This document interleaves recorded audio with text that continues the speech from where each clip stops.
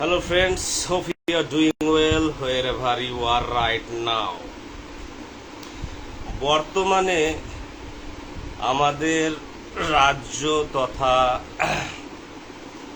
ভারতবর্ষে শিক্ষার যা অবস্থা, আনএমপ্লয়মেন্ট, বেকারত্ব, পভার্টি, দারিদ্র, মানসিক দুশ্চিন্তা, হতাশা, স্ট্রেস এবং অজ্ঞতা, ধর্মীয় উন্মাদনা, মৌলবাদ, গোঁড়ামি, নানান অন্ধকার, বেশ গাঢ় অন্ধকার কিন্তু ছেয়ে ফেলেছে। এবং এত যে শিক্ষা প্রতিষ্ঠান নতুন নতুন হচ্ছে, এত কোচিং সেন্টার, এত টিউশন, শিক্ষা প্রতিষ্ঠান, তথাপি আমরা দেখতে পাচ্ছি না সমাজে যে শিক্ষিত মানুষের সংখ্যা কিন্তু খুব শোচনীয়।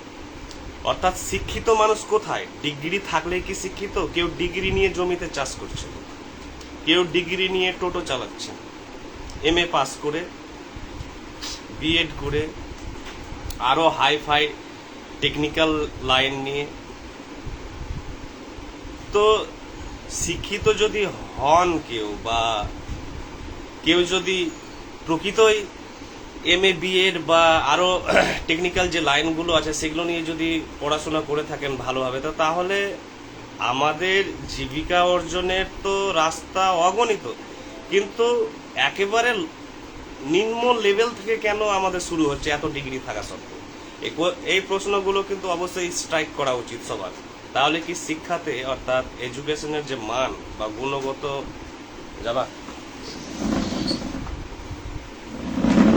গুণগত যে মান কেমন, প্রশ্ন তো উঠাই উচিত। ডেমোক্রেসি কখনো আমরা দেখতে পাচ্ছি গণতন্ত্র রাজতন্ত্রে পরিণত হচ্ছে, কখনো ফ্যাসিজমে পরিণত হচ্ছে, কখনো অটোক্রেসিতে পরিণত হচ্ছে, কখনো মোনার্কিক্যাল সিস্টেম হয়ে যাচ্ছে। অর্থাৎ ডেমোক্রেসি এমন একটি ফ্লুইড, নমনীয়, ফ্লেক্সিবল জিনিস যে তিনি মাল্টি রূপ ধারণ করছেন। গণতন্ত্র নানান রং ধারণ করছে, নানান আকার আকৃতি ধারণ করছে। দেশে কঠিন প্রশ্ন করা যায় না সরকারকে, সরকারের বিরুদ্ধে খুব কঠিন, অর্থাৎ পলিটিক্যাল অ্যাক্টিভিজম যদি করা হচ্ছে তো অনেককে থ্রেট দেওয়া হচ্ছে, জেলে পাঠিয়ে দেওয়া হচ্ছে। অর্থাৎ আমাদের যে এই যে লিবারাল স্পেস, যেটা প্রাচীন ভারতবর্ষ যার জন্য জনপ্রিয়, সেটা কিন্তু এখন অনেকটা ডিমিনিশ হয়ে এসেছে, হার্স হয়ে গেছে।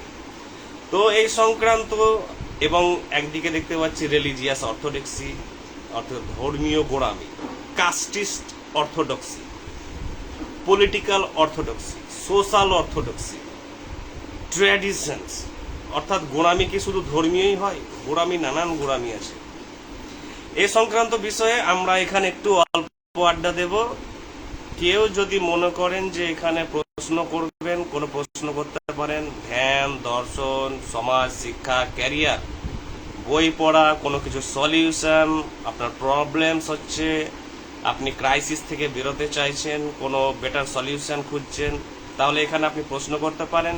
বা যদি মনে করেন যে কথা বলবেন, তাহলে এখানে যুক্ত হতে পারেন।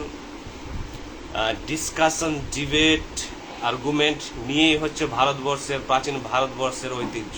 অর্থাৎ ভারতবর্ষের যা সাহিত্য, দর্শন সম্ভার আছে তা কিন্তু সম্পূর্ণ আর্গুমেন্টেটিভ প্রসেসের মাধ্যমে এসেছে।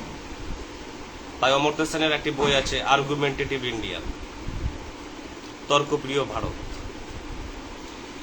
তো এগুলো নিয়ে আমরা আলোচনা করব। যদি যুক্ত হন কেউ, এখানে আসতে পারেন, আপনি প্রশ্ন করতে পারেন, আমরা সলিউশন খোঁজার চেষ্টা করব। আপনার কোনো রিলিজিয়াস প্রশ্ন থাকতে পারে, ধর্মীয় প্রশ্ন থাকতে পারে, যেমন হেল, হেভেন, পাপ, পুণ্য, পবিত্রতা, অপবিত্রতা, ধর্ম কি, গড কি, বা কোন পথে গেলে আপনি সাকসেসফুল হবেন।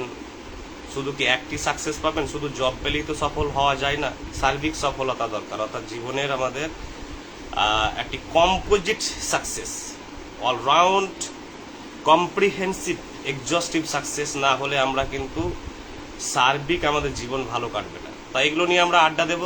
কেউ যদি যুক্ত হতে চান তাহলে always welcome to join me hair and we will have a very animating discussion on any topic that enriches both of us. Okay, I am waiting for your questions. কোন কোন বই পড়লে আপনি সাকসেস কেন জীবনের আপনার ব্যাপক পরিবর্তন আসবে, কয়েকটি বইয়ের নাম বলি। এখানে আমি অজস্র বই পড়ছি, সর্বদা বই, আর আপনি দেখতেও পাচ্ছেন বইয়ের এখানে সম্ভার। আপনি মহাভারত পড়তে পারেন। মহাভারত সিরিয়াল দেখা আলাদা জিনিস, সিরিয়াল দেখে আপনি অনেক কিছু জানতে পারবেন, কিন্তু বই না পড়লে মহাভারত আপনি কিন্তু অনেক কিছুই জানতে পারবেন না, হাজারো কোটি কোটি জিনিস জানতে পারবেন না। কেন? কারণ সিরিয়াল বা মহাভারত বা রামায়ণ টিভিতে যেগুলো দেখানো হয় সেগুলো এডিটেড ভার্সন, অর্থাৎ 3 ঘন্টা 2 ঘন্টার মধ্যে ফিনিশ করা। সেখান থেকে আপনি কিছু জানতে পারবেন না, কিছু উত্তেজনা বা কিছু বিনোদন ছাড়া। তাই প্রকৃত বই জানতে হলে কিন্তু আপনাকে অরিজিনাল মহাভারত পড়তে হবে। অরিজিনাল মহাভারত যারা বই পড়তে ভালোবাসেন বা জ্ঞানের প্রতি যাদের কৌতূহল আছে, জানতে চান অনেক কিছু, নিজেকে তৈরি করতে চান, আরো অনেক গভীরে যেতে চান জীবনের, তাদের জন্য বলবো দ্য মহাভারত 10টি খণ্ড আছে। এই বইটি সবচেয়ে ভালো ইংলিশ ট্রান্সলেশন, অরিজিনাল মহাভারতের ট্রান্সলেশন। যিনি ট্রান্সলেটার ওনার নাম হচ্ছে বিবেক দেব রয়। তিনি একজন অর্থনীতিবিদ ছিলেন।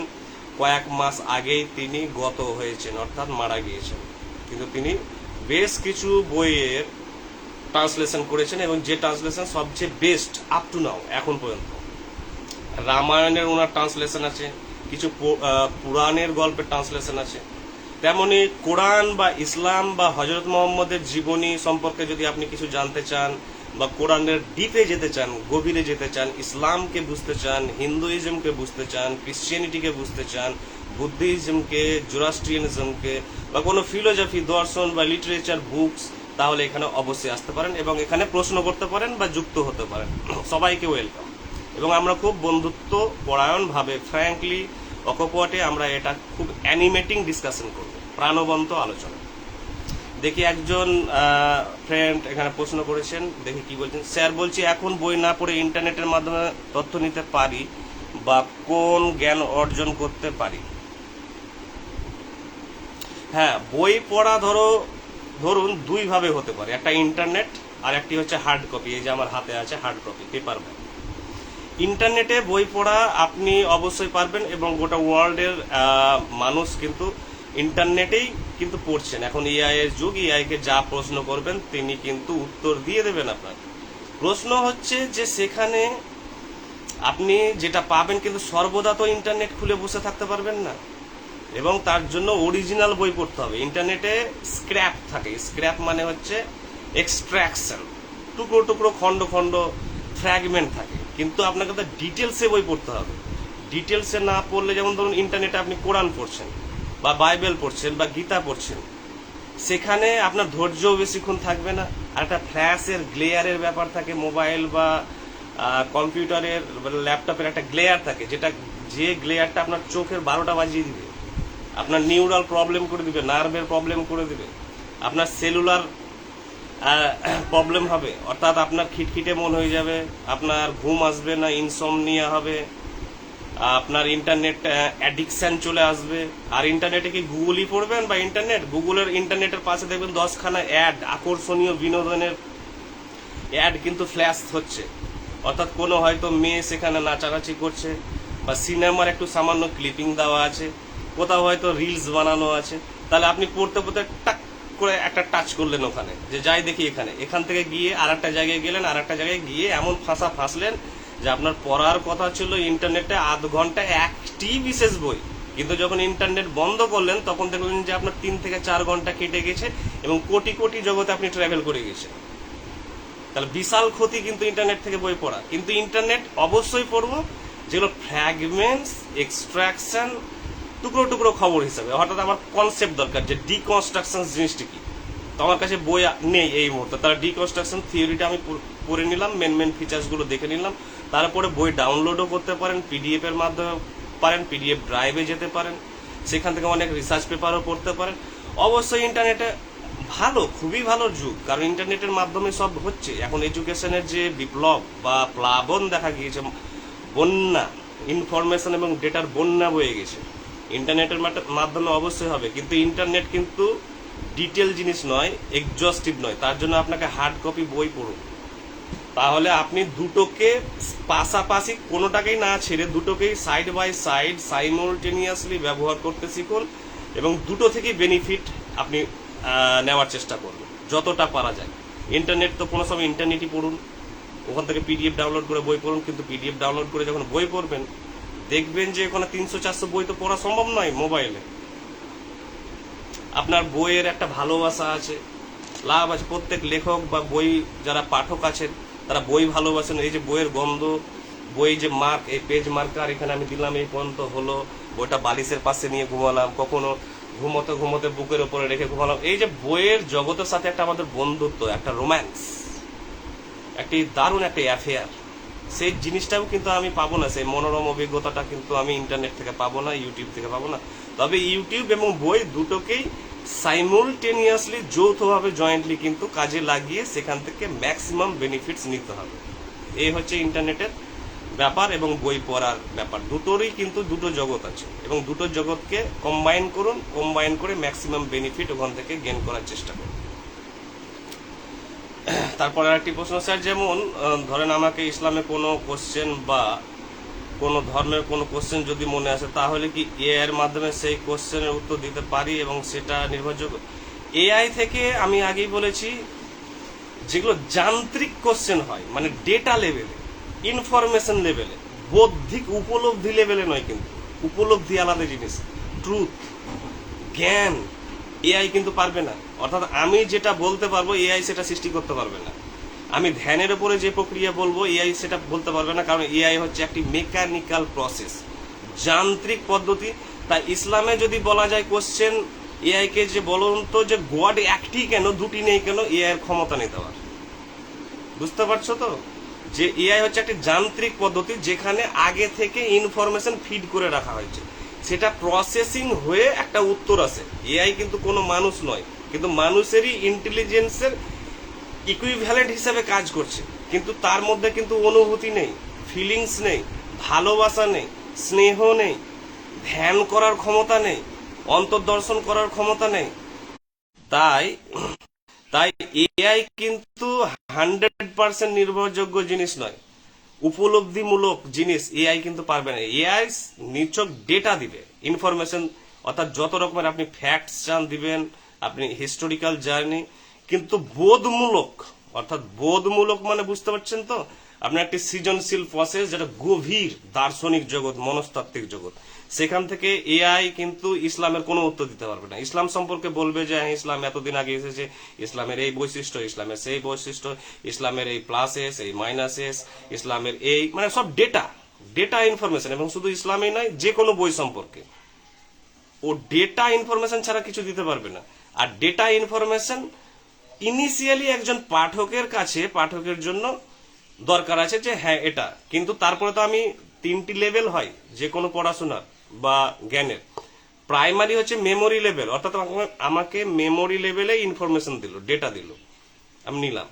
তারপরে হচ্ছে যে আমি এবার সেটাকে রিফ্লেকটিভ লেভেলে ভাববো কিভাবে, অর্থাৎ আমি খুব সৃজনশীল ওয়েতে কিভাবে ভাববো, যে দার্শনিক ওয়েতে বা মনস্তাত্ত্বিক ওয়েতে, ধ্যানের মাধ্যমে আমি ভাববো কি করে, সেখানে এআই কিন্তু ফেল, এআই পারবে না।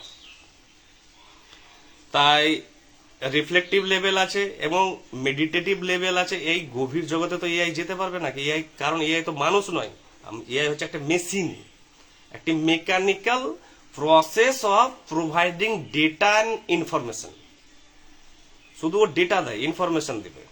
তাই কোশ্চেন আকারে ইনফরমেশন ঠিক আছে, কিন্তু understanding, realisation, deeper truth, deeper knowledge, deeper insight, এগুলো কিন্তু এআই দিতে পারবে না, কারণ এআই ধ্যান করতে জানে না। এর কাছে কিন্তু হিউম্যান ফিলিংস নেই, মানবীয় অনুভূতি নেই, সে তো তার ক্ষমতাই নেই। এ হচ্ছে ব্যাপার। এআই নির্ভরযোগ্য নয় সম্পূর্ণ, সম্পূর্ণ নয় কি অনেকটাই নয়, অনেক কিছু এআই পারবে না। জ্ঞানের জগতে এআই পারবে না, শুধু ইনফরমেশন ডেটা ছাড়া। আর জ্ঞান কিন্তু আলাদা জিনিস। জ্ঞান একমাত্র মানবীয় চেতনাতেই কিন্তু উদ্ভূত হয়। কেউ ওটাকে ফিড করে এআই এর মধ্যে ভরতে পারবে না।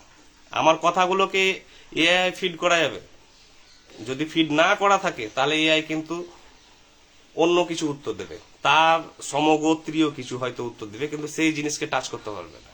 এই হচ্ছে ব্যাপার। থ্যাংক ইউ প্রশ্ন করার জন্য। আর যদি কেউ বা কোনো ফ্রেন্ডস প্রশ্ন করেন, আমি বলেছি এই জীবনের যা কিছু আছে, রাজনীতি, আমাদের শিক্ষার সমস্যা, পড়বো কিভাবে, মেন্টাল ফ্রাস্ট্রেশন থেকে কিভাবে বেরোবো, বই এর প্রতি আগ্রহ বাড়াবো কিভাবে, সফলতা আমি উপার্জন করতে চাই, আমি হাজারো ভ্যারাইটি জিনিস করতে চাই, আমি মেন্টাল ট্রমাতে ভুগছি, আমি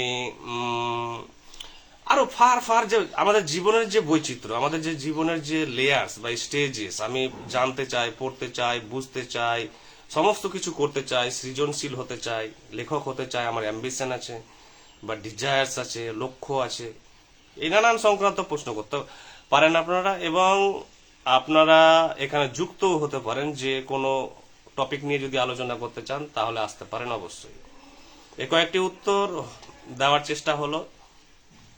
হ্যাঁ, একজন জিজ্ঞাসা করেছেন, স্যার আপনার পছন্দের বিষয় কি কি? এখন যদি বলেন তাহলে বিশ্বে এমন কোনো টপিক নেই যেটি আমি পছন্দ করি না তীব্রভাবে। কিন্তু আমি কিন্তু কথাটি অ্যাড করছি ইন্টেন্সলি, তীব্রভাবে।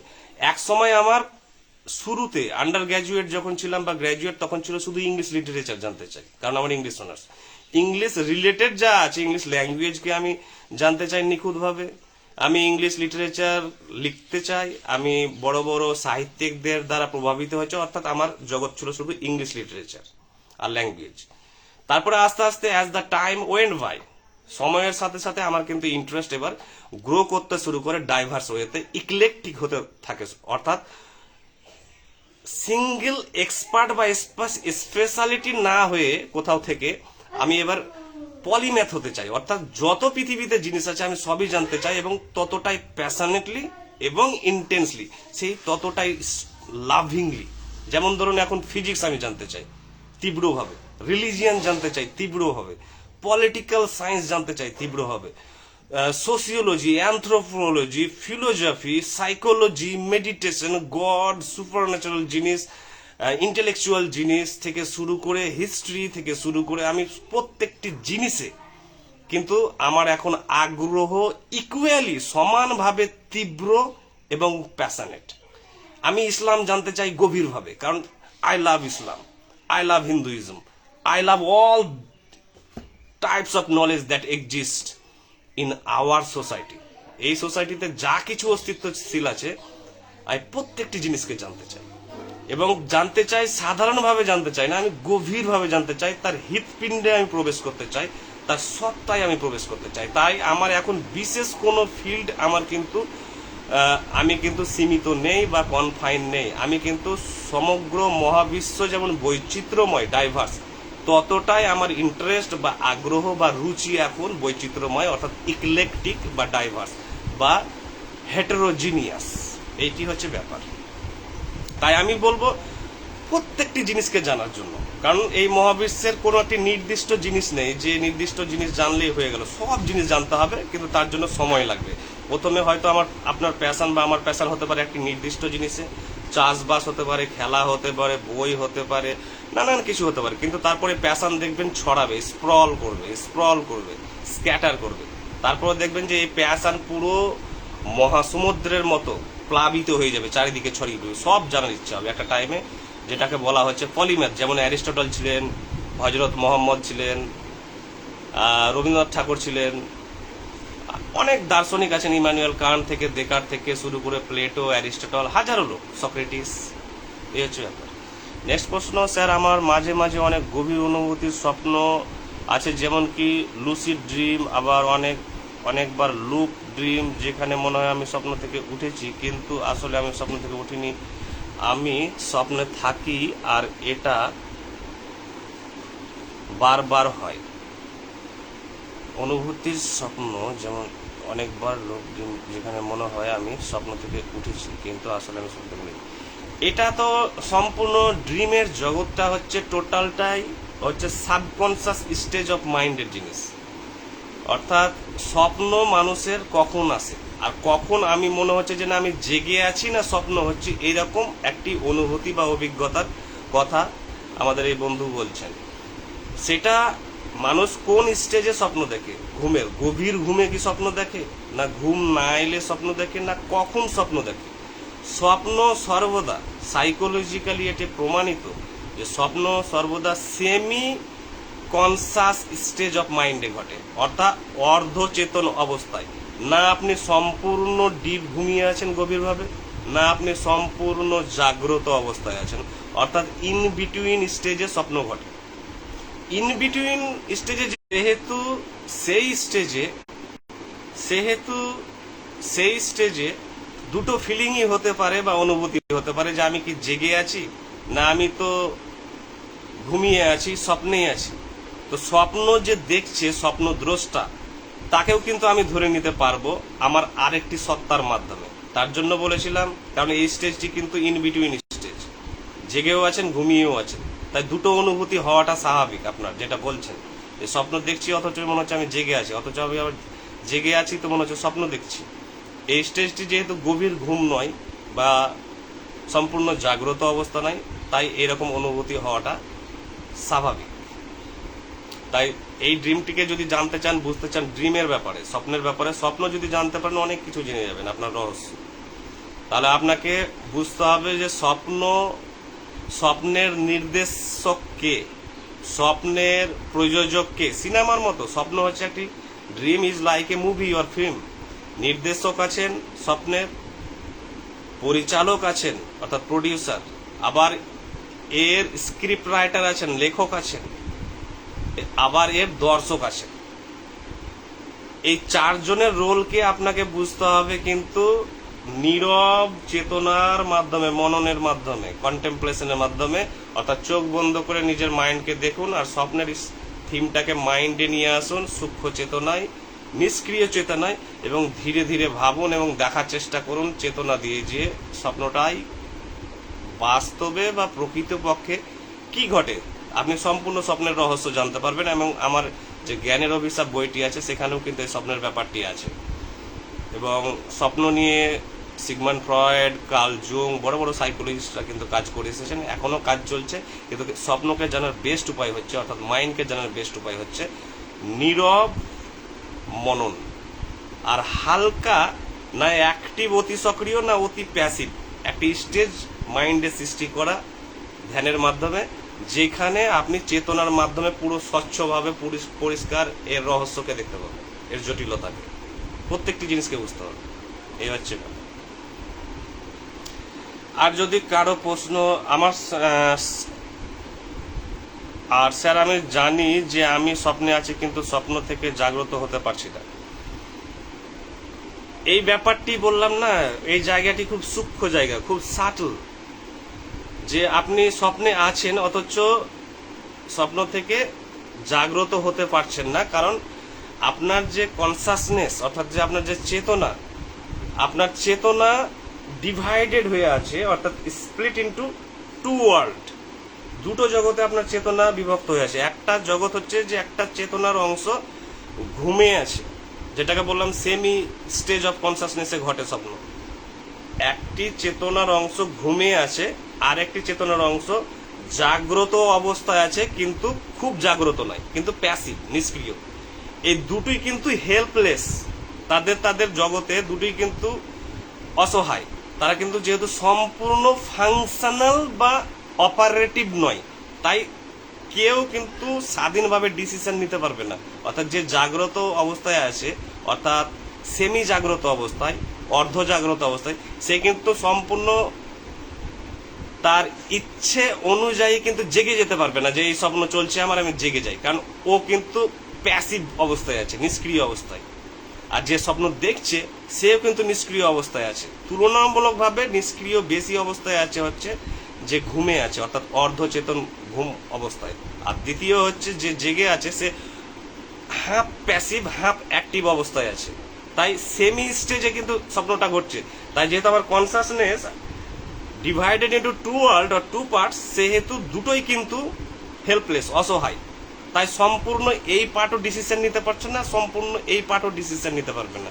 এই জন্যই আপনি কিন্তু স্বপ্ন থেকে জাগতে পারছেন না বা উঠতে পারছেন না। এই ঘটনাটি ঘটে। আর এই ঘটনাটাকে বেটার বুঝতে পারবেন যেদিন স্বপ্ন দেখবেন আপনি, সেদিন স্বপ্নটা কি হয়, আমাদের স্মৃতি আস্তে আস্তে ভুলে যায়। যেহেতু আমাদের স্মৃতি অনেক কিছু দেখে ফেলে, স্বপ্ন দেখার পর যখন আমরা ঘুম থেকে উঠি তখন স্মৃতি কি হয়, আমাদের চেতনা বাহ্যিক জিনিসের সাথে কন্টাক্টে আসার ফলে আমার যেগুলো ছিল অবচেতন মনে স্বপ্নের অভিজ্ঞতাটা, সেটা খুব দুর্বল হয়, ডেলিকেট হয়, ভঙ্গুর হয়। তাই ওটা ধীরে ধীরে ভ্যানিশ হতে থাকে। এই ভ্যানিশ হওয়ার পূর্বেই আপনি ওই স্বপ্নটিকে লিখে ফেলুন, যে আপনি কি কি ঘটেছে আপনি একটি খাতাতে বা নোটপ্যাডে লিখে ফেলুন, এবং ওটিকে স্বপ্ন দেখার ঠিক 1 থেকে 2 ঘন্টার মধ্যে আপনি স্বপ্নটিকে নিয়ে মনন ধ্যানে ভাবুন যে কি ঘটেছে কি না ঘটেছে। আপনি অনেক কিছু দেখতে পাবেন আর অনেক কিছুর উত্তর পাবেন আপনি। এই হচ্ছে ব্যাপার। একজন প্রাথমিক পর্যায়ের পাঠক হিসেবে কিভাবে দর্শন পড়া উচিত, কি ধরনের বই পড়া উচিত, যেমন আজকে জাঁ-পল সার্ত্রের এক্সিস্টেন্সিয়ালিজম নিয়ে একটু পড়ছিলাম, তারপর নিহিলিজম, অ্যাবসার্ডিজম, এগুলি ভুলিয়ে গেল। বেসিক্যালি এটি আমাদের কি হয়, ইনিশিয়ালি যদি আমরা সবই পড়ে নিতে চাই একসাথে, যদি আমাকে বলা হয় নভিস, কোনো জগতে কেউ যদি নতুন হয়, নিউ হয়, তাকে বলা হয় নিওফাইট বা নভিস। তো নভিসদের ক্ষেত্রে কি হবে, বা রুকি বলা হয়, নভিসদের ক্ষেত্রে কি হবে, অল্প অল্প করে নেন। অর্থাৎ আপনি দর্শন বুঝতে চাইছেন তো একটা একটা করে বুঝুন। এটা প্রত্যেকেরই ক্ষেত্রে একই হয়।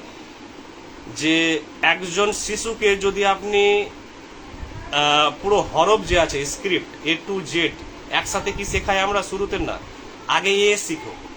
এ সম্পর্কে তুমি সম্পূর্ণ সচেতন হও, সজাগ হও, পরিচিত হও, এবং এমনভাবে প্রতিদিন প্র্যাকটিস করো করো করো করো যাতে এ সম্পর্কে আর কোনো তোমার কৌতূহল না থাকে, যাতে এ আবার ওভারল্যাপ না করে যায় বি শিখতে গিয়ে। তাই এ কে সেপারেটলি শিখতে হবে, সেপারেট টাইম দিতে হবে, সেপারেট এক্সারসাইজ করতে হবে।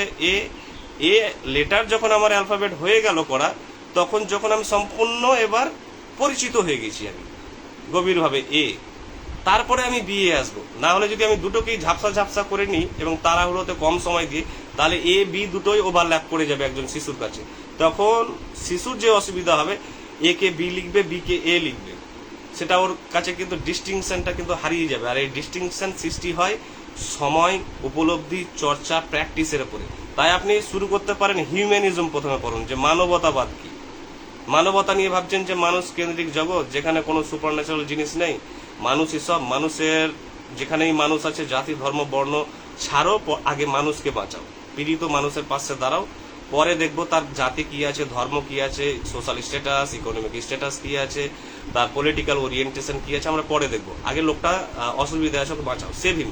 তো আমি যখন হিউম্যানিজম পড়ছি, আমাকে কিন্তু হিউম্যানিজম তাত্ত্বিক জ্ঞান হিসাবে দর্শনের পড়ার সাথে সাথে তাকে আমি প্র্যাকটিক্যালি আমার লাইফে দেখবো, কিন্তু অপরের লাইফের সাথে দেখবো না।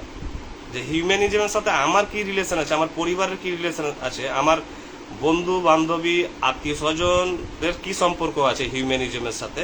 আমি যখন কোরিলেট করব, যথেষ্ট সময় দেবো হিউম্যানিজমকে, যথেষ্টভাবে আমি তাকে কন্টেম্পলেট করব, মনন করব, প্র্যাকটিস করব, চর্চা করব, যখন আমার ট্রান্সপারেন্সি আসবে, স্বচ্ছতা, ক্ল্যারিটি, তখন আমি নেক্সট টপিকে যাব যে এক্সিস্টেন্সিয়ালিজম কি, অস্তিত্ববাদ কি। তেমনি অস্তিত্ববাদ, যে অস্তিত্ববাদের অর্থ হচ্ছে যে আমাদের জীবনের কোনো অস্তিত্ব নেই, কোনো মানে নেই, সব অ্যাবসার্ট, মিনিংলেস। তাই যেহেতু কোনো অস্তিত্বের উদ্দেশ্য বা অর্থ নেই, সেহেতু নিজের নিজের উদ্দেশ্য, নিজের নিজের অর্থ নিজেই ঠিক করো, নিজের ভালো মন্দের ওপরে বিচার করে, অভিজ্ঞতার উপরে ভিত্তি করে, নিজের শিক্ষার উপরে, রুচির উপরে ভিত্তি করে নিজের উদ্দেশ্য আবিষ্কার করো যে তুমি কি করতে চাও। যেহেতু এই মহাবিশ্বে কোথাও লিখিত, সহজাত, প্রাকৃতিক আকারে কোনো মানুষের উদ্দেশ্য নেই, তাই আমি যে এই স্পষ্ট স্বচ্ছতা আনতে পেরেছি, তার মানে বোঝা যাচ্ছে সেই শিশুটির মতোই। শিশুটি এ থেকে জেড যখন শিখলো, তার কিন্তু 3-4 মাস পেরিয়ে গেছে। তারপরে সে আসছে ওয়ার্ড ফরমেশনে, অর্থাৎ শব্দ কি করে গঠন হয়, শব্দ গঠন শিখলো ধীরে ধীরে ধীরে, তাকেও 3-4 মাস টাইম দেওয়া হলো। শব্দ গঠনের পর আসে সেন্টেন্স গঠনের নিয়ম, তারপরে সেন্টেন্স গঠনের নিয়মেও কিন্তু অনেক মাস লাগছে। তার মানে কি প্রত্যেকটাতে ডিউ যথাযথ সময় দিতে হবে, যথাযথ তাকে ভ্যালু মূল্য দিতে হবে এবং তাকে মনন করতে হবে। অর্থাৎ সবচেয়ে বড় পড়াশোনার নিয়ম হচ্ছে আমি পড়লাম, হাত পা মুখ ধুয়ে যে আমাদের পড়ার যে ভারতীয় রীতি আছে প্রচলিত, তাকে ত্যাগ করতে হবে। পড়া 24 ঘন্টা হয়। একজন ভালো ছাত্র বা ছাত্রী বা একজন জ্ঞানী ব্যক্তি কিভাবে পড়েন, অর্থাৎ যিনি যে ইনফরমেশনটা যেটা নিয়েছেন উনি, সেটা নিয়ে যখন যখন তার অবকাশ থাকে, খেলার মাঠে, রাস্তায় বাজার করতে করতে, বন্ধু বান্ধবের সঙ্গে কথা বলতে, সেটাও একবার করে যখন গ্যাপ থাকে ওর, সেটাকে নিয়ে কিন্তু রিক্যাপিচুলেট করে, অর্থাৎ সেটাকে রোমন্থন করে, রুমিনেট করে যে এটা কি ছিল, হিউম্যানিজম এটা, ইংলিশে ক্লজ জিনিসটা কি, ইংলিশে ক্লজ কয় প্রকার, 3 প্রকার না 2 প্রকার না 4 প্রকার, নমিনাল ক্লজ কি বা সাবঅর্ডিনেট ক্লজ কি, বা সেন্টেন্সের জামাপাল সাথে এক্সিস্টেন্সিয়ালিজমে কি বলেছিলেন, এগুলো নিয়ে কিন্তু অবিরাম আমাদেরকে মনন করতে হয়, কন্টেমপ্লেট করতে হয়। তখন ধীরে ধীরে ধীরে ধীরে সেই ইনফরমেশনগুলো, আমাদের ব্রেনের দুটো পার্ট আছে, একটি হচ্ছে শর্ট টার্ম মেমোরি আমাদের মেমোরির, আর একটি হচ্ছে long term memory. Short term memory হচ্ছে অর্থাৎ ক্ষণস্থায়ী স্মৃতি। আপনি সারাদিনে অনেক কিছু দেখেছেন কিন্তু তার 99% ভুলে গিয়েছেন। কেন? ওটা হচ্ছে ক্ষণস্থায়ী মেমোরি, যার ভ্যালিডিটি হচ্ছে খুব ক্ষণস্থায়ী। কেন? কারণ আমি যা কিছু দেখেছি কোনোটাই ইন্টারেস্টিং ছিল না, শকিং ছিল না, আশ্চর্য ছিল না, সেহেতু আমার কিউরিওসিটিও বাড়েনি, আগ্রহ বাড়েনি। তাই আমি টেকেন ফর গ্রান্টেড নিয়ে নিয়েছি, ক্যাজুয়ালি নিয়েছি, খুব সহজে নিয়েছি, সহজেই ভুলে গেছি। মেমোরি সেগুলোকে কিন্তু থ্রো করে দেবে। কিন্তু লং টার্ম মেমোরি হচ্ছে যে মেমোরি কোনোদিন ভুলবেন না। খবর, তথ্য, জ্ঞান, আপনি যাই বলুন, আপনার পীড়া কোনোদিনই ভুলবেন না। অনেক আপনার অতীত স্মৃতি আছে যেগুলো ভুলবেন না, লং টার্মে চলে গেছে, কারণ ওটা নিয়ে আপনি দীর্ঘ চিন্তা করেছেন। দীর্ঘদিন আপনি ভালো হোক, সেটা মন্দ হোক, সেটা যাই হোক, আপনি কিন্তু দীর্ঘদিন সেটাকে নিয়ে ভেবেছেন। হয়তো কেউ আপনাকে অপমান করেছে, সেটা শর্ট টার্ম মেমোরিতে যাবে না লং টার্ম মেমোরিতে যাবে, এটা নির্ভর করছে আপনার রিকালেকশনের উপরে। অর্থাৎ আপনি কতটা এটাকে আপনি গুরুত্ব দিয়ে ভাবছেন যে ও অপমান করেছে, আমার হৃদয়ে লেগেছে, বারবার তাকে শত্রু হিসাবে ভাবছেন, ওয়ার্ডস গুলো ভাবছেন যে আপনার সেলফ প্রেস্টিজকে পাংচার করে দিয়েছে। তার মানে কি আপনি যেহেতু ভাবতে শুরু করেছেন, সেহেতু ও লং টার্মে এবার প্রবেশ করবে, কারণ ওই ইনফরমেশন এবার সতেজ হয়ে গেছে, সলিড হয়ে গেছে, স্ট্রং হয়ে গেছে। আর স্ট্রং যে মুহূর্তে হয়ে গেছে তাকে আর ভাঙা যাবে না, তা ইট ভাটার ঝামার মতো হয়ে গেছে, পাথরের মতো হয়ে গেছে, ও লং টার্ম মেমোরিতে চলে যাবে এবং দীর্ঘদিন তার ইমপ্রেশন বা ইমপ্রিন্ট থেকে যাবে। মৃত্যু পর্যন্ত অনেক অনেক ঘটনা আছে, জ্ঞান আছে, ইনফরমেশন আছে যেগুলো আমরা ভুলি না, কারণ এই দুটো মেমোরির খেলা, একটা শর্ট টার্ম, একটা লং টার্ম। তো যে কোনো জিনিসকে শর্ট টার্মকে লং টার্মে পাঠাতে পারবেন যদি তাকে নিয়ে আপনি দিনরাত ভাবেন বা চিন্তন করেন, মনন করেন, ধ্যান করেন, আত্মসমীক্ষা করেন, অন্তর্দর্শন করেন। যেমন ধরুন হিউম্যানিজম কি, আপনি যদি বারবার এটা নিয়ে ভাবেন, রাস্তায় হাঁটছেন মনে মনে ভাবছেন, বাসে বসে আছেন একবার ভাবার চেষ্টা করে দেখি তো, এটা হচ্ছে আসল পড়া। পড়াশোনা কাকে বলে? যখন আপনি সেটাকে রিক্যাপিচুলেট করছেন, ফ্ল্যাশব্যাক করছেন, মেন্টালি তাকে টার্ন ওভার করছেন, অর্থাৎ আপনি কতটা গ্যাপে গ্যাপে সেগুলো নিয়ে ভাবছেন। আর তারাই হয় কিন্তু বিদ্যালয়ে ব্রিলিয়ান্ট ছাত্র। ছাত্র খারাপ বা ভালো বলে কিছু হয় না, খারাপ ছাত্র তারাই যারা ওই পড়াটা নিয়ে কোনোদিন ভাবেই না, তারা খেলতে চলে গেছে বা কোথাও আড্ডা দিচ্ছে, ভুলে গেছে, মেমোরি থেকে চলে যাবে কিন্তু আওয়াজ। আর একজন ভালো ছাত্র কি করছে, সেটা নিয়ে কিন্তু ভাবছে। যে যত মনন করবে সেই জগতে, একসময় আমার অক্সফোর্ড ইংলিশ পুরোটাই মুখস্থ, তার মানে কি আমি আই লাভ ইংলিশ ভোকাবুলারি, তো পুরো আছে আমার মাথায়, এই কারণে যেহেতু আমি চর্চায় আছি, সর্বদা তাকে মনে করছি, ঘুমানোর সময় ভাবছি, খাবার সময় ভাবছি, হাঁটার সময় ভাবছি, চলার সময় ভাবছি। That is the actual and Real study. এটা হচ্ছে আসল পড়া, আর বাকি পড়া সব হচ্ছে নকল পড়া, যেগুলো পড়তে বসা হয়। এই যে আমি এখন বসলাম, একটা বই বের করলাম, পড়তে শুরু করলাম, যে ধরো the sort of girl to look at, I am good games. এই যে এখানে বসে আমার পড়ার অভ্যেস, এই পড়া ট্র্যাডিশনাল পড়া, এই পড়া আনসাইন্টিফিক, অবৈজ্ঞানিক পড়া। পড়া হচ্ছে আসল, যে যেভাবেই পড়ো, দাঁড়িয়ে পড়ো, শুয়ে পড়ো, বসে পড়ো, তুমি কতটা পরে ভেবেছো সে সম্পর্কে। যে যত ভাববে সে তত বড় বিজ্ঞানী হবে, দার্শনিক হবে, সাহিত্যিক হবে, জ্ঞানী ব্যক্তি হবে, সাংবাদিক হবে, রাজনৈতিক নেতৃত্ব হবে, সামাজিক নেতৃত্ব হবে, সমাজকর্মী হবে, যা খুশি হতে পারবে যে যত ভেবেছে। আইনস্টাইন কেন এত বড় আবিষ্কার করেছে? কারণ দিন রাত ভাবছে, তিনি একটি জিনিস নিয়ে দিন রাত ভাবছেন, যেটা নয় কেন, এটা কিভাবে হলো, এটা কিভাবে কি হলো। ইসলাম সম্পর্কে অনেকে অনেক কিছু জানে না, হিন্দুইজম সম্পর্কে অনেকে অনেক কিছু জানে না, শুনছে পড়ছে কিন্তু মাথায় থাকছে না। কারণ কি, ও ডিপে যাচ্ছে না, অর্থাৎ তাকে নিয়ে আমি মেন্টালি টার্ন ওভার করছি না, তাকে নিয়ে আমি ঘোরাচ্ছি না মাইন্ডে। তো আমি যদি বারবার কোনো জিনিসকে নিয়ে ভাবি, সেটা শর্ট টার্ম মেমোরি থেকে লং টার্ম মেমোরিতে চলে যাবে, আর জীবনে তাকে আমি ভুলবো না। এইভাবে দর্শন বলে নয়, যে কোনো স্টাডি এইভাবেই হয়।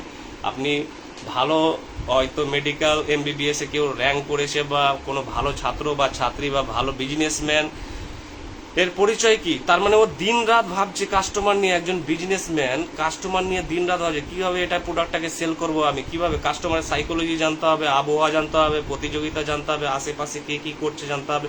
অর্থাৎ আমি সার্ভে করেই যাচ্ছি। এটা হচ্ছে প্রকৃত বাস্তব স্টাডি বা পড়াশোনা। ঘরে বসে, টেবিলে বসে বা চেয়ারে বসে, চৌকিতে বসে, বিছানায় বসে, বারান্দায় বসে পড়া, ওটা আসল পড়া নয়। আসল পড়া হচ্ছে আমি যেটা পড়লাম তারপরে আমি কতটা তাকে মনে করেছি, অর্থাৎ তাকে আমি কতটা রিকল করেছি। আমি এখন অনেক জিনিস আমার মেমোরিতে আছে। কেন আছে? যেহেতু আমি সেগুলোকে ভ্যালু দিই, আমি রিকল করি, স্মরণ করি, ভাবি, ধ্যানে মননে, তারপরে ধীরে ধীরে ধীরে ধীরে লং টার্ম মেমোরিতে চলে যায় বলে আমি ভুলি না। তাহলে কারো স্মৃতিশক্তি এত স্ট্রং আর কারো দুর্বল কেন? কারণ স্মৃতিশক্তি যার স্ট্রং সে কিন্তু ভাবে, অর্থাৎ সে ভেবেছে, আর ভাবা অভ্যেস আছে সেটা নিয়ে, বলেই সে ওই গভীর জগতে প্রবেশ করে গেছে। সে হতে পারে ঘুগনির দোকানদার বা ব্যবসায়িক বা টিচার বা যে কোনো পেশার লোক, বা চাষি এত সুন্দর চাষ ফলাচ্ছে কি করে? কারণ সে বীজ নিয়ে, তার মাটি নিয়ে, তার আবহাওয়া নিয়ে, বাড়িতে খেতে খেতে, রাস্তায় হাঁটতে হাঁটতে, চাষ করতে করতে সর্বদা সে কিন্তু ভাবছে, এবং সে গভীরে প্রবেশ করে গেছে। আর একজনের চাষ দেখা গেলো জমিতে খারাপ হচ্ছে, তার মানে ও চাষ নিয়ে যে জগৎ আছে, ইকোসিস্টেম, ও ভাবেই না। তাহলে মেন ফান্ডা হচ্ছে কতটা আমরা রিকল করছি, আমরা কোনো কিছু ইনফরমেশন জানার পর কতটা আমরা ভাবছি, কতটা আমরা সময় দিচ্ছি, কখন কখন হাঁটতে হাঁটতে, খেতে খেতে, বসতে বসতে, ঘুমোতে ঘুমোতে, আরাম করতে করতে, যেখানেই যাওয়া যাক, আমি কিন্তু ওই থটটাকেই আমি টার্ন ওভার করি। এটা যদি করা যায়, পৃথিবীতে এমন কোনো টপিক নেই, অ্যাস্ট্রোফিজিক্স হোক, কোয়ান্টাম ফিজিক্স হোক, ম্যাথামেটিক্স হোক, আর রিলেটিভিটি থিওরি হোক, যেটা বোঝা যাবে না। পৃথিবীতে কঠিন বলে কিছু নেই, সেটা কম্পিউটার হোক, ল্যাঙ্গুয়েজ হোক, যা খুশি হতে পারে, যান্ত্রিক, মেকানিক্যাল, বিজ্ঞান যত কঠিন হোক, দেখে মনে হচ্ছে কঠিন। তাই স্যার স্টিফেন হকিং বলছেন, যিনি থিওরিটিক্যাল ফিজিসিস্ট, বিশাল বড় মাপের বিজ্ঞানী, I find physics very boring. আমার ফিজিক্স বিরক্তিকর লাগে, অর্থাৎ একঘেয়েমি লাগে। তা তিনি ফিজিক্সকে একটা ভাস্ট সাবজেক্ট, তার কাছে ফিজিক্সের কি দশা হয়েছে, মানে ফিজিক্স নিয়ে এত ভেবেছে যে ফিজিক্স আর কিছু নেই। তাই মিচিও কাকু ফিজিসিস্ট বলছেন যে এখন ফিজিক্সে কেউ নোবেল পুরস্কার পাবে না, কারণ সব আবিষ্কার হয়ে গেছে, নতুন আবিষ্কার দরকার। কি নতুন আবিষ্কার? তিনি বলছেন ডার্ক ম্যাটার এবং ডার্ক এনার্জিতে যদি কেউ কিছু করতে পারে, নতুন আবিষ্কার, ডিসকভারি, তাহলে তিনি অবশ্যই নোবেল পুরস্কার পাবেন। তাহলে তিনিও কিন্তু বোর হয়ে গেছেন। ইসলাম নিয়ে অনেক এক্সপার্ট বা স্কলার আছেন যারা ইসলাম এত পড়েছেন, এত ভেবেছেন, এত লিখেছেন, এত ধ্যান করেছেন যে ইসলামের আর কিছু বাকি রাখেনি কোরআনের। তেমনি কেউ বেদ, কেউ উপনিষদ, মানে একবারে তার যে ইকোসিস্টেম থাকে জগৎ, সেই জগৎকে এক্সজস্ট করে দিয়েছে, নিঃশেষ করে দিয়েছে ব্যবহার করে। এভাবে প্রত্যেকটা জিনিসকে যদি আমরা ধরি ওয়ান বাই ওয়ান, তাহলে প্রত্যেকটা জগতে আমি কিন্তু হৃৎপিণ্ডে প্রবেশ করতে পারি। এই হচ্ছে ব্যাপার। নেক্সট প্রশ্নে আসি, সব মানুষ কি দার্শনিক হয়? সব মানুষই একটি অর্থে, অর্থাৎ সাধারণ অর্থে দার্শনিক। দার্শনিক মানে হচ্ছে দেখার অর্থে আমি দেখছি মানে কিছু তো বুঝছি। সে সাধারণ ব্যক্তি হতে পারে, না পড়া লোক হতে পারে, কমন লোক হতে পারে, একজন ভিক্ষুক হতে পারে, যিনি জীবনের প্রতি উদাসীন হতে পারে কেউ, তিনিও দার্শনিক। এই অর্থে যেহেতু দর্শন মানে ফিলোসফি মানে বিশেষ জ্ঞান, তো জ্ঞানের প্রতি ভালোবাসা, তো জ্ঞানের প্রতি ভালোবাসা তো সবার আছে।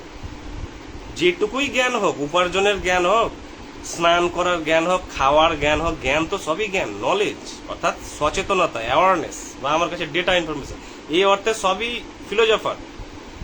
অর্থাৎ আমি তো কিছু বুঝছি, প্রত্যেক ব্যক্তি কিছু না কিছু বুঝছেন, সম্পর্ক থেকে, আদান প্রদান থেকে, সাকসেস ফেলিয়ার চলার পথে সে কিছু রিয়েলাইজ করছে, তার আন্ডারস্ট্যান্ডিং ঘটছে, সেই অর্থে সবাই দার্শনিক। এবার গভীর দার্শনিক কে হবে? যে এই জীবন রহস্য বলতে বোঝানো হয় যে আমি এগুলো হচ্ছে কেন, আমার হাত নড়ছে কেন, চেয়ারটা এখানে কেন, ফ্যানটা ঘুরছে কেন, এটা হচ্ছে কেন, সেটা হচ্ছে কেন, যার মনে অসংখ্য প্রশ্ন। শিশুর মতো, শিশুরা থাকে না, প্রচুর প্রশ্ন করে, বাবা এটা কেন, মা এটা কেন, সেটা কেন, আকাশে সূর্য কেন উঠেছে, এটা কেন, আজ বৃষ্টি হবে কেন। একজন যে নিষ্পাপ সরল শিশু প্রচুর কোশ্চেন করে। অর্থাৎ একদিন স্যার এপিজে আব্দুল কালামকে একজন ক্লাস 8-এর ছাত্রী স্বাধীনতা দিবসে জিজ্ঞাসা করছেন যে who is the first scientist in the world, এই বিশ্বে প্রথম বিজ্ঞানীকে। তো স্যার আব্দুল কালাম তো বিশাল চিন্তাশীল লোক এবং চিন্তাবিদ, দার্শনিক লোক। তো তিনি একটু ভেবেই উত্তর দিলেন যে এই পৃথিবীর সর্বপ্রথম সায়েন্টিস্ট হচ্ছে। তো অনেকে ভেবেছে আইনস্টাইনের নাম বলবে, কেউ হয়তো গ্যালিলিও, কোপার্নিকাস বা হেনাতানা অনেক নাম বলবে। তিনি বললেন যে একজন চাইল্ড, শিশু। কারণ বিজ্ঞানী কে, যার মনে অগণিত প্রশ্ন, এবং সে প্রশ্ন যার মনে অগণিত হবে সেই কিন্তু উত্তরের খোঁজে যাবে, মানে অন্বেষণ বা এক্সপ্লোরেশন, ইনভেস্টিগেশন, এনকোয়ারির পথে কিন্তু নেমে পড়বে। তখনই দর্শনের জন্ম হয়ে গেল, তখনই বিজ্ঞানের জগতে যাত্রা শুরু হয়ে গেল।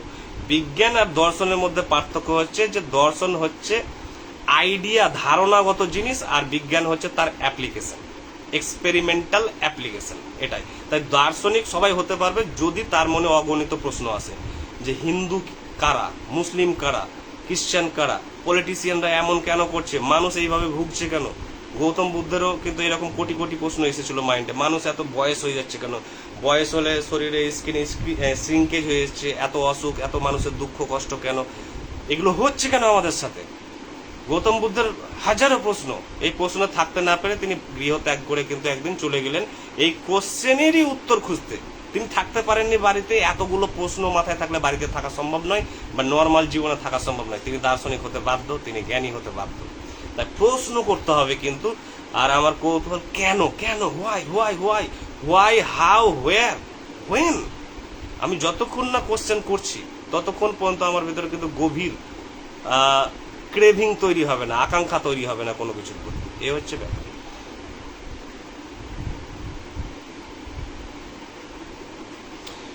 বিগ ব্যাং নিয়ে আর একটি প্রশ্ন, যে একটি, হ্যাঁ সেটি বিগ ব্যাংয়ের যে বলছো পয়েন্ট অফ সিঙ্গুলারিটির কথা, অর্থাৎ যে পয়েন্ট অফ সিঙ্গুলারিটি, অর্থাৎ যে ডট, একটি বিন্দু, যে বিন্দুটি ইনফিনিটেসিমাল ছোট, একটি ইলেকট্রন বা প্রোটন বা যে কোনো সাব অ্যাটমিক পার্টিকেলের চাইতে কোটি কোটি গুণে ছোট, এবং সেটা খালি চোখে ডিটেক্টেবল নয়। সেই পয়েন্টটি কোথা থেকে এলো, এটির কি বিজ্ঞান আর বলতে পারবে না, সেটি হচ্ছে তার প্রশ্ন। অবশ্যই বলতে পারবে। বিজ্ঞানের বয়স বেশি হয়নি, বিজ্ঞান শব্দ এসেছে এই 200-300 বছর হলো বিজ্ঞানের জন্ম নেওয়া, মানে আধুনিক বিজ্ঞানের। তাই বিজ্ঞানকে যদি আমরা 10,000 বছর, 5,000 বছর সময় দিই, তাহলে অবশ্যই বের করতে হবে, কারণ বিজ্ঞান তো নতুন। 300-400 বছরের বেশি হয়নি বিজ্ঞানের জন্ম। কোন বিজ্ঞান? এক্সপেরিমেন্টাল, অর্থাৎ প্রমাণ করা। এই বিজ্ঞান তো রিসেন্ট এসছে 200 বছর। আর মহাবিশ্বের বয়স কত? 16 বিলিয়ন ইয়ার্স। তো এত বড় রহস্যকে আমি উদ্ঘাটন করব, তার জন্য তো সময় দরকার। আর সময় তো মাত্র আমি 200-300 বছর দিয়েছি বিজ্ঞানকে। তার বিজ্ঞানকে যদি 5,000 বছর, 10,000 বছর দিই, বা 50,000 বছর দিই, তাহলে বিজ্ঞান সব শেষ করে দিবে। বিজ্ঞান সব কুয়াশা ধোঁয়াশা মহাবিশ্বের কিন্তু পরিষ্কার করে নগ্ন করে এসে পাবলিকের সামনে দিয়ে দিবে। তাই আমরা হয়তো যদি না দেখতে পাই, আমাদের ফিউচার যারা ফার ফিউচার জেনারেশন আছে, তারা কিন্তু মহাবিশ্বের কাঁচের মতো, মুভির মতো দেখতে পাবে। এই হচ্ছে ব্যাপার। আর কারো যদি প্রশ্ন থাকে দেখি। আর কারো আপাতত প্রশ্ন দেখছি না। তাহলে এইভাবে মাঝে মধ্যে আড্ডা হবে। কারো যদি প্রশ্ন থাকে, কেউ যদি যুক্ত হতে চান, বা কেউ যদি কিছু বলতে চান, কোনো টপিক বা প্রশ্ন করতে পারেন, ওয়েলকাম। আজকে রেখে দিচ্ছি। থ্যাংক ইউ, ভালো থাকুন।